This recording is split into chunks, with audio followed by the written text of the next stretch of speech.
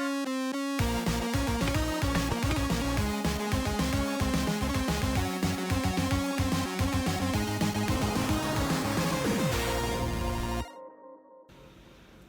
guys, Bob from RetroRGB here, and I have the G-Comp switch, the component video switch designed by Super G, the same person who did the G-SCART switch. So let me give you guys a quick tour of the switch itself, and then let's see it in action.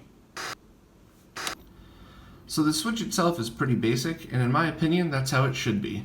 There's inputs for component video, left-right audio, and composite video on all of the 4 inputs, and then it has one single output.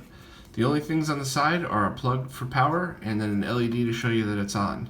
Other than that, it's a pretty clean and simple design, and it's completely automated, so you actually don't need any buttons or anything. You just plug it in.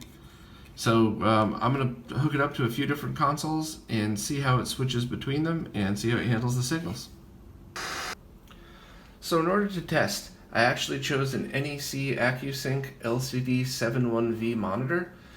Because this accepts pretty much any resolution you throw at it. The only thing is it has to be VGA, so I'm using the Behar Brothers component to VGA converter called the Garo, and the Behar Brothers are the same guys that make all those really awesome Dreamcast boxes. So I started out with the Wii plugged into port number 3, so we could see what happens when we plug different things into the ports before and after it. So I guess I'll start out with the PlayStation and plug that into port 4 and see if it how it affects it.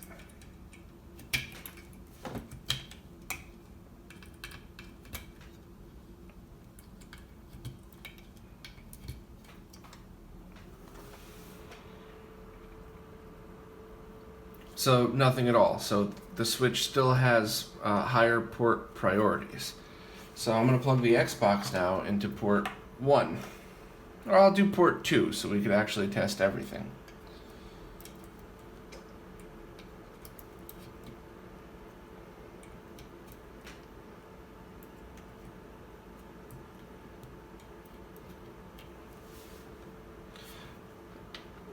Alright, looks like it didn't auto switch.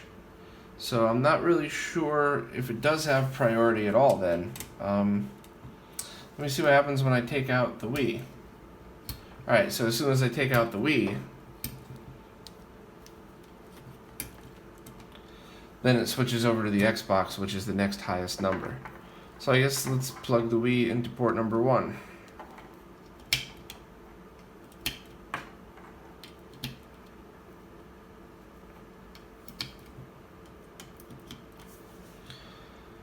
So it looks like while there is auto detection, if something's already on and you plug in one of the ones in the higher or the earlier numbers, it's not going to affect it at all. And I don't think composite video would affect it either.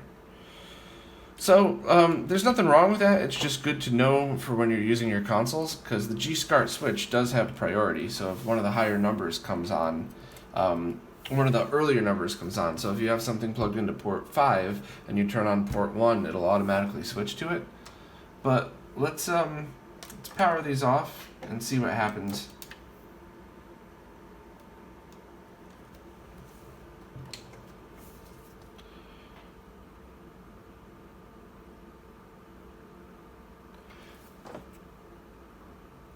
Right now I'm on the PlayStation.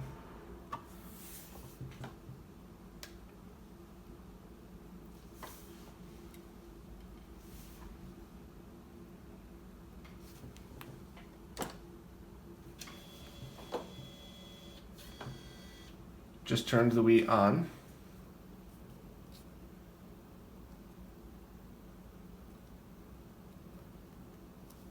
Okay, perfect. Let's turn the PlayStation back on, which is a later number than it.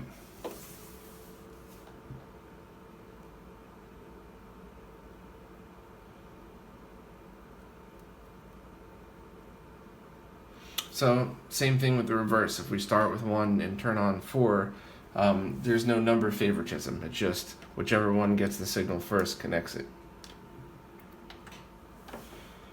But as you can see, as soon as I turned off the PlayStation, or the Wii, the PlayStation switched right over.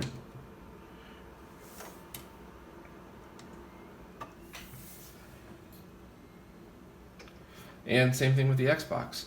So it looks like the auto switching works absolutely perfect. The only issue would be then if you needed number priority, which I don't think most people would. I think most people would generally leave one console on at a time. But I guess that's just good to know. But overall, I mean, I've been using it for a while now for testing, and I think it's pretty great. I haven't really tested the composite video too much, because to be honest, I don't really use composite video at all anymore. But overall, it looks like a good solution. If people have issues with it being stood up, you could always just stand it on its side. Right angle adapters might help as well. I know some people like long, thin components like stereo receivers, but this never bothered me at all. And it's quite small, so it really doesn't take up much at all. That could just sit on the back shelf of something. So I definitely plan on using this a lot myself, and I recommend it to anybody who uses more than one component video device. And one last kind of bonus demonstration, because I actually think this would be a common scenario, is the gcomp switch with a couple of different devices plugged into it, running through the Garo, which is the component to VGA or RGBS converter, into a G-SCART switch, into a display. So that sounds like an insane amount of devices, and as you can see from the mess, it is an insane amount of cables. But if run properly, and if you're really trying to get all of your consoles through one switch to two displays, then this is actually something that you would see, especially for consoles that don't really have any other options other than components such as the Wii. So definitely a neat thing. I love that I have all these devices here, but I'm not really sure if this setup would be for everybody, but at least you know they're all compatible and something that you might need for yourself.